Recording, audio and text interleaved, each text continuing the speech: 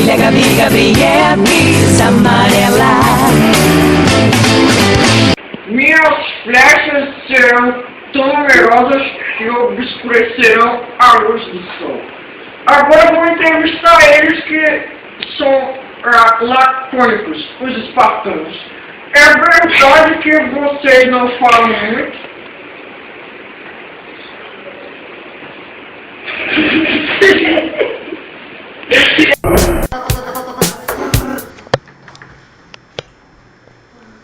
Espartano que nasce torto nunca se endireita. A mãe joga do penhasco e bate com a cabeça. Eu fiquei sabendo que vocês são excelentes atletas e que malham muito, mas por quê? Pra caçar. Conversei hoje com eles, os espartanos. Vamos para um jogo rápido. Uma cidade, Esparta. um exército, Espartano. um homem, Leônidas. uma profissão Arru.